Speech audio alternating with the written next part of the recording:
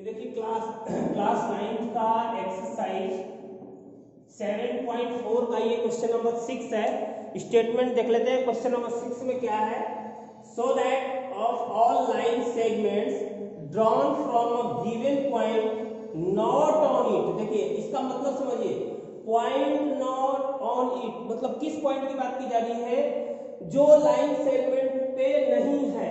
ठीक है, एक लाइन सेगमेंट है हमारे पास, मान लेते हैं ए बी हमारे पास एक लाइन सेगमेंट है। ध्यान दीजिए, अब इस पे जो है कोई पॉइंट लेना है जो कि नॉट ऑन इट मतलब इस पे नहीं है। तो कौन सा मतलब कहीं दूसरी जगह है, इस लाइन सेगमेंट पे नहीं है। पॉइंट पी है मान लेते हैं, आउटसाइड है, outside of this line segment. Clear? अब यहां पे बोला जा रहा है all line segment drawn from a given point. ठीक है, तो यहां से कोई भी इस पॉइंट से ढेर सारे आपके पास लाइन सेगमेंट ड्रॉ किए जा रहे हैं। ठीक है ना, मतलब जो लाइन सेगमेंट ए बी है इस पे ड्रॉ किया जा रहा है। अब प्रूव करना है the perpendicular line segment is the shortest. Clear? जो परपेंडिकुलर होगा, अब लाइन सेगमेंट ड्रॉ किए जा रहा है मतलब ये पी से इस पॉइंट को ज्वाइन कर दिए तो यहाँ पे कुछ ना कुछ एंगल बनेगा ही। लेकिन मान लीजिए अगर यहाँ 60 डिग्री बनता है तो सिर्फ इसी पॉइंट पे 60 बनेगा। अब ऐसा नहीं कि दूसरे पॉइंट पे भी 60 ही बने, ये पॉसिबल नहीं है, ये आप अच्छी तरह से जानते हैं। ठीक है, तो मान लेते हैं कोई एंगल हमें नहीं बनाना है, तो ढेर सारे पॉइंट्स को ज्वाइन किया जा रहा है। अब ये यहाँ पे प्रूव करना है कि जो परपेंडिकुलर बनाएगा, ए बी से जो परपेंडिकुलर बनाएगा that will be the shortest, सबसे छोटा वही होगा। तो हम मान लेते हैं कि ये पी क्यू जो है परपेंडिकुलर है। लेट मान लेते हैं P Q is perpendicular on A B. ठीक है, तो हमें प्रूव क्या करना है? अब क्यू के बाद के अलावा कोई पॉइंट है हमारे पास, मान लेते हैं कुछ, मान ले क्या मान ले, एक्स मान लेते हैं। ठीक है, let a point X is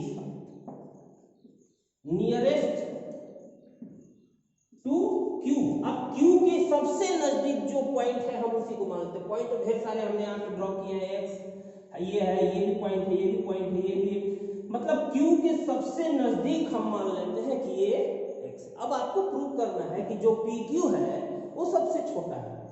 to prove that P Q is less than P X, अगर आप प्रूव कर दोगे तो ऑलरेडी प्रूव हो जाएगा सबसे छोटा। मतलब अगर हम प्रूव कर दें कि पी क्यू जो है पी एक्स से छोटा है, तो जब पी एक्स से छोटा है तो क्या इससे नहीं छोटा होगा, पी जेड से नहीं छोटा होगा ऑलरेडी, क्योंकि हम क्यू के सबसे नजदीक लिए हैं। तो क्यू के सबसे जो नजदीक होगा उसका लेंथ छोटा ही होगा।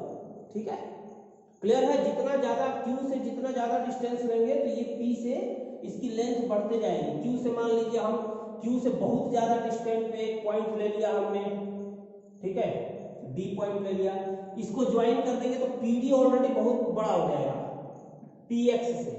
तो हम ये प्रूव कर दें कि पीएक्स जो है पीक्यू से बड़ा है, means PQ is less then px, तो हमारा क्वेश्चन सॉल्व हो जाएगा। ये प्रूव हो जाएगा कि perpendicular line segment is the shortest. ठीक है, तो ये आपको प्रूव करना है। अब हम देख लेते हैं, यहाँ पे प्रूफ पे आ जाते हैं। प्रूफ पे in triangle P x Q, जरा पी एक्स क्यू को आप ऑब्जर्व करिए, कौन सा ट्रायंगल है? P x Q, angle Q is 90 degree है। इसका मतलब ये हुआ कि पी एक्स क्यू इज कौन सा ट्रायंगल है? राइट ट्रायंगल है। क्लियर हो रहा होगा आपको? जब P x Q right triangle हो गया तो राइट ट्रायंगल में आप पढ़े हैं कि hypotenuse is the longest side. Clear है? राइट ट्रायंगल का जो हाइपोटेनस होता है वो सबसे बड़ा साइड होता है, मतलब तीनों साइड में सबसे बड़ा है। तो इसका मतलब जब P x Q right triangle हो गया तो ये जो पी एक्स है, तो आप बोल सकते हैं कि पी एक्स जो है longest side of triangle P x Q. P x Q का सबसे बड़ा साइड है P x, because P x is hypotenuse. Clear? तो इसका मतलब px is less then px is longest, सबसे बड़ा है, तो px is greater than pq, px जो है pq से बड़ा हो गया, हेंस pq